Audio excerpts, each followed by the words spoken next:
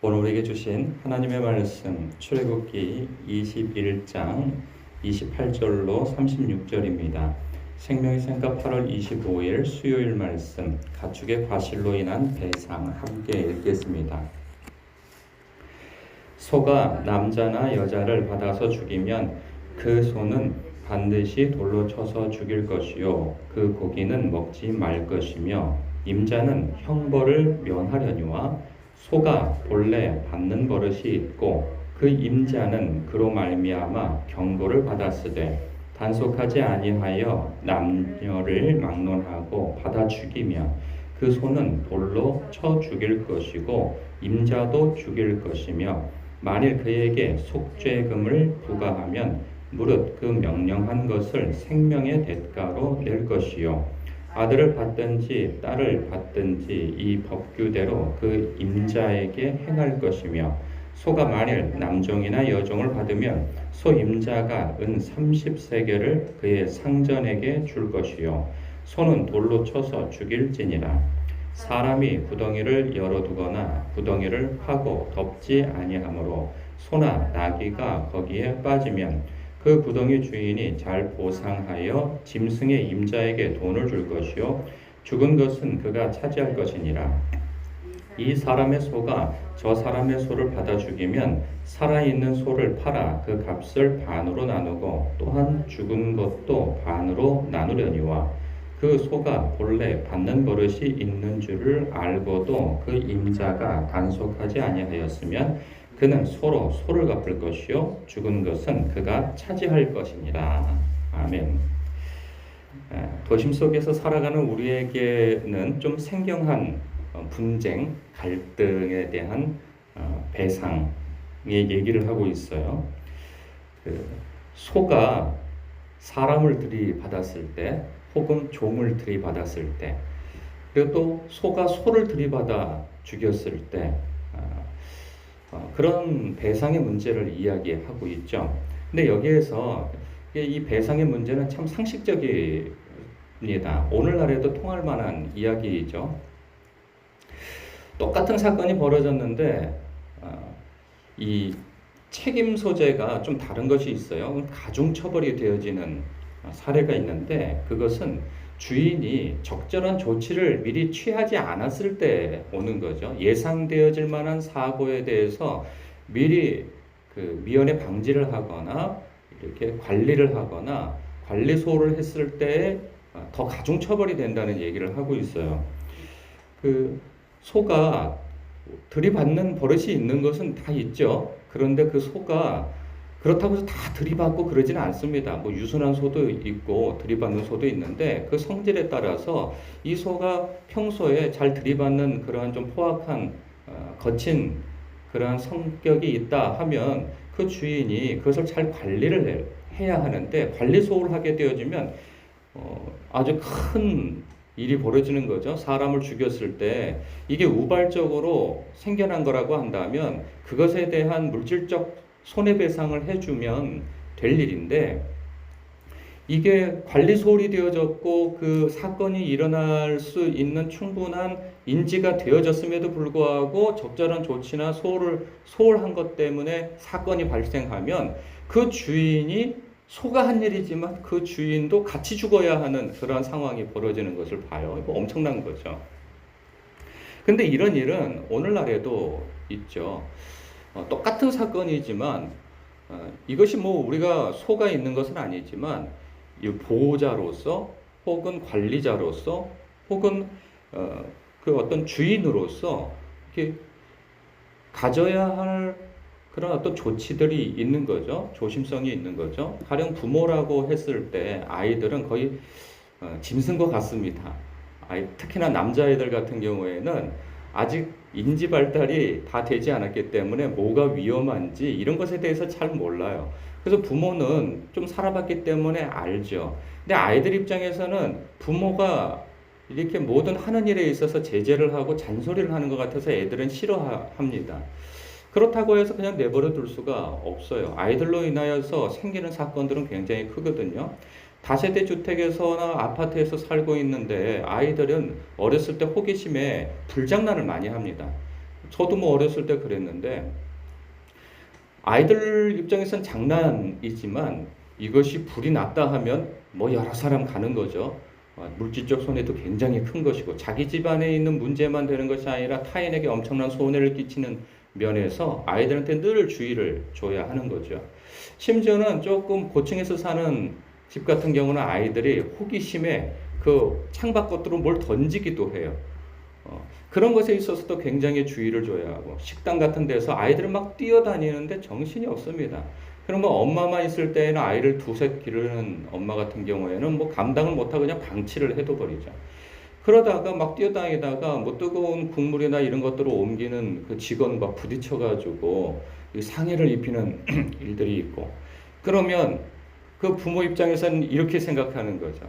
아니 아이들이 그럴 수도 있죠. 그럴 수 있으니까 그 주의를 줘야 하고 아이를 잘 단속해야 하는데 그 주의할 그 의무를 잘 하지 않았을 때는 그 부모 책임이 큰 것이죠. 이런 것에 대한 주의가 있어야 되는 거죠. 혹은 우리가 또 똑같습니다. 뭐 상황을 축소해서 자동차 우리는 뭐 이제 짐승을 기르기보다는 뭐 자동차를 많이 타고 다니잖아요. 그것도 그 똑같이 사고가 났어도 그 주인이 자동차주가 적절한 주의를 기울이지 않았을 때에는 처벌이 더 크죠. 가령 뭐 운전을 하고 가는데 똑같은 사고가 났지만 술을 먹고 간 거하고 멀쩡한 정신에서 사고 난 거하고 다르고 그리고 이렇게 뭘 자꾸 만지작거리고 그러다가 사고 나면은 더 가중처벌이 되어지고 말이죠. 그리고 적절한 이 고장이 일어났을 때 미리 주기적인 점검을 소홀히 했을 때 난 사고도 똑같이 사고가 났음에도 불구하고 그 책임 소재가 더 크고 말이죠. 주차 문제도 그렇죠. 이렇게 위험을 초래할 수 있는 그러한 장소에 주차하지 말아야 하는데 자기 편한 대로 주차를 해두었다가 사고가 안 나면요 문제가 안 되지만 일단 사고가 났다 하면 그 책임 소재가 굉장히 더 크게 되어지는 거죠. 뿐만 아니라 뭐 보험도 마찬가지고요. 보험도 언제고 사고가 날 수 있는 그러한 때를 대비해야 하기 때문에 모두가 이 보험을 들어야 되는데 그 재정 문제 때문에 하지 않은 것으로 자기로서는 그 적절하다고 생각하지만 사고가 났다 하면 그 책임은 또 가중처벌이 되어지는 거죠. 어떤 건물이나 어떤 관리자로서 어떤 일을 하는 데 있어서도 관리자로서 사건 사고가 나지 않으면 아무 일이 없지만 그 사람의 게으름이나 부주의나 관리 소홀로 인하여서 문제가 생기면 그 관리자는 굉장히 큰 책임을 져야 하는 그러한 사례로서는 이 본문 말씀과 크게 다르지 않다는 생각이 듭니다. 요즘에는 또 이 짐승과 관련해서 얘기해 보면 그 반려견 있지 않습니까? 뭐 산책을 하거나 이렇게 다닐 때 보면 저도 요즘에 산책을 많이 하고 운동을 하는데 꼭 보면은 이렇게 큰 짐승이나 이런 개들을 그냥 입마개도 안 하고 어느 때는 풀어서 이렇게 산책을 시키는 경우가 있어요. 그러면 다 큰 어른이 저도 상당한 위협을 느끼거든요. 근데 주인은 당연히 개가 주인을 해하거나 그러진 않죠. 그런데 늘 그들은 자기 입장에서만 생각을 해요. 우리 개는 물지 않아요. 우리 개는 순해요. 근데 개가 순하더라도 자기가 위협을 느낀다고 생각하면 우발적으로 무는 게 개거든요. 상대방을 꼭 공격하려고 하지 않아도 우발적으로 물 수 있다고 하는 것에 있어서 경각심을 안 갖고 그렇게 이렇게 관리하는 경우들을 보는데 참 답답합니다. 얼마 전에는 그 펜션 주인이 새끼를 여러 마리 난 개가 예민해가지고 안쓰러워서 개를 풀어줬다고 그래요. 근데 마침 그때 그 펜션에 놀러 온 가족이 있었어요. 근데 그 아이가 그 풀려난 개에게 물려가지고 목과 얼굴을 곳곳에 물려가지고 큰 상해를 입었습니다.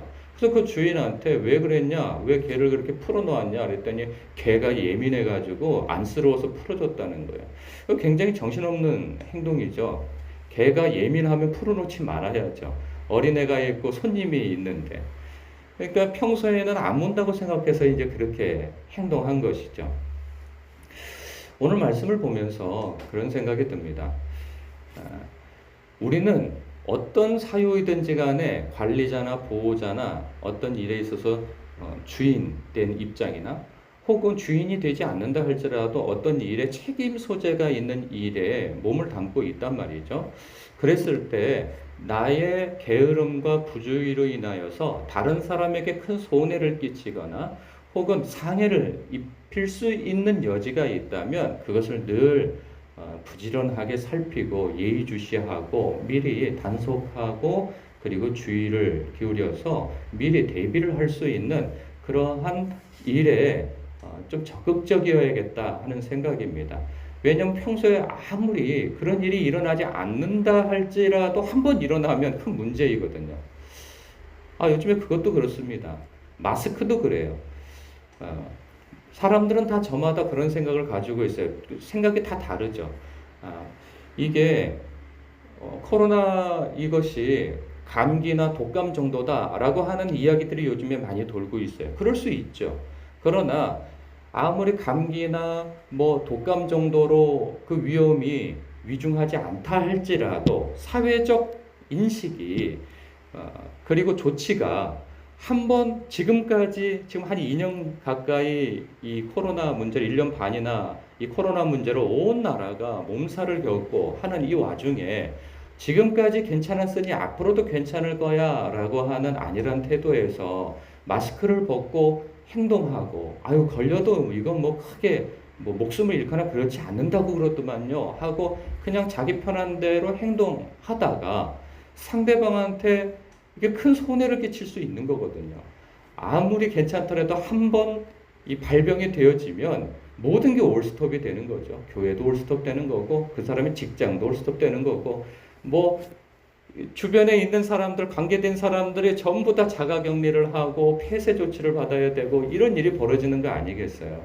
그러니 상대방을 위해서라도 내가 배려를 해야 하고 내 자신을 단속하는 문제에 있어서도 예의주시해야 되겠다 싶은 생각이 듭니다. 오늘 말씀 속에서 내가 관리하고 주의를 기울이고 하여서 다른 사람에게 나도 보호할 뿐만 아니라 다른 사람도 보호할 수 있는 위치에 있다면 깨어 있어서 그 일들을 잘 조치하여 참으로 서로가 평안한 생활을 할 수 있도록 하는 말씀으로서 오늘 받았으면 합니다. 기도하겠습니다.